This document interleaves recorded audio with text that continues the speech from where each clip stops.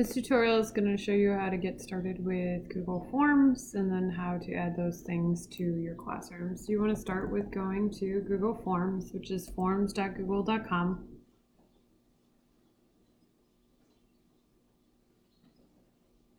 And then you can create either a blank form or a blank quiz. A blank quiz is where you set an answer key. A blank form is more like a survey. So typically I would create a blank quiz if I'm looking to have assessment with students. Give it a title. Make sure you give it a title up top too. And then you'd want to go about putting in your questions. So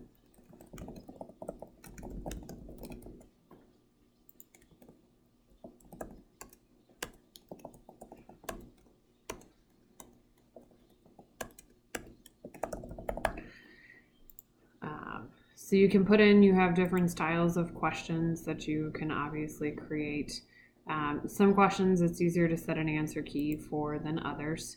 If you have any writing questions, I always suggest using paragraph, even if the kids are only writing a sentence, because that way when they write, they can easily see everything they're writing. Short answer, the text starts to slide over to the side and they can't easily see what they're writing. So a couple of things I do is I set an answer key. So you can choose how many points you want the question to be, and then you can choose the correct answer. Be careful on the points because it's an all right or all wrong with Google Forms. There's not hierarchy of points as of this point. You can add answer feedback if you want to either give them feedback when they get the wrong answer, give them feedback when they get the right answer, or give them feedback in a video or a link. The other thing I do is, so I set my answer key, I click done, and then I make sure I click required on the question. This keeps the student from turning in their assessment until all the questions are done, which dramatically helps with you getting incomplete quizzes. So you would keep clicking the plus sign to add new questions and choosing your question type. You can add text, you can add title in between, you can add images, video, and you can add sections to your quiz. So you can pretty much play around with this to get it how you want it.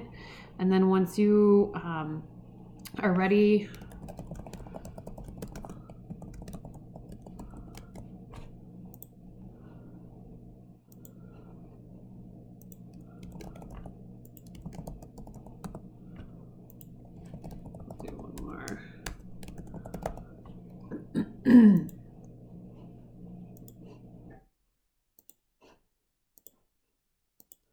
so once you're ready to show your quiz to students, this would be, your form description would be where your directions would go for the quiz.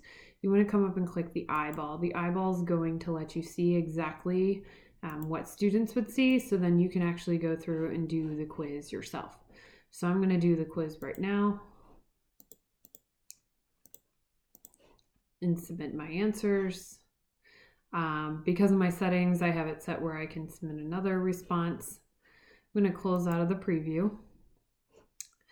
And at this point, I can see my form. I can see that I have a response. So to get back to what the students have done, you would click back into your form. It's not in Google Classroom. Back in your form, you'd click responses, and you can go through the responses in different ways. You can go through them by question. You can go through them individually. If you go through them by question, then you can choose to set a different response. If a student marks something and then you want to give them credit for it for whatever reason, you can go back and give them credit. You can see the summary of how they did on the responses. And then you can go through and see the individual student. Now, I obviously don't have a name here.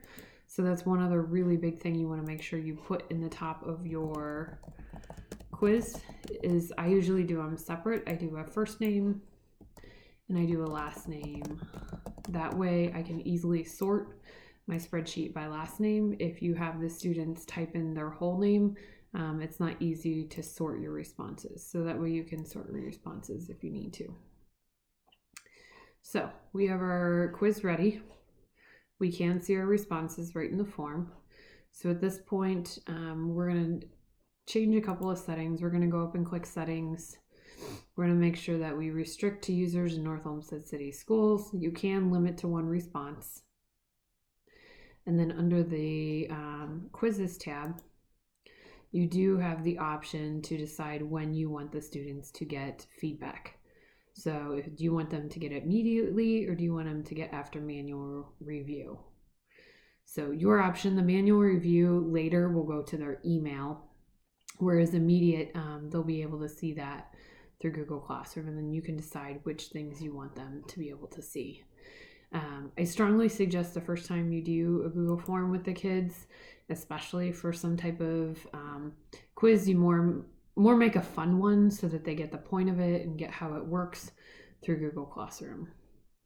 So at this point, you have your form. I've given it a title. I'd want to open up Google Classroom.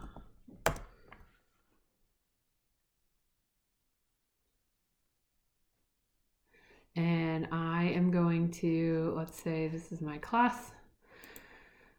In classwork, I'm going to create,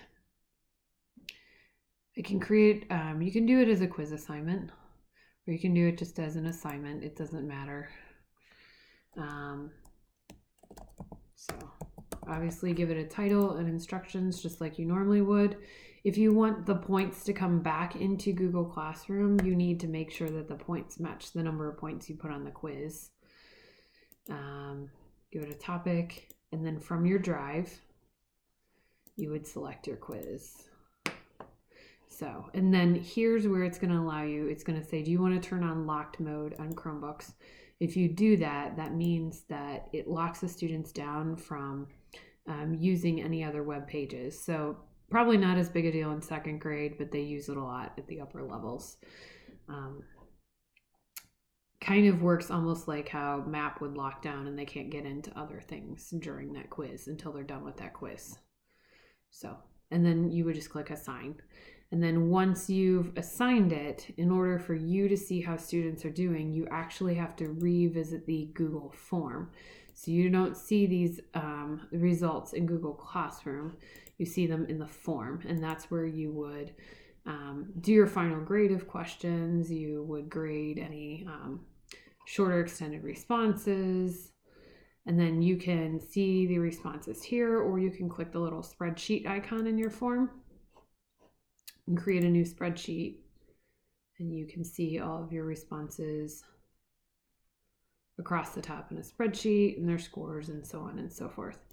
So this is definitely one that, like, feel free to watch the video, see what you can find out, but we may need to sit down and meet further if you want to get a little bit more in this and really use and create some differentiated assessments in Google Forms.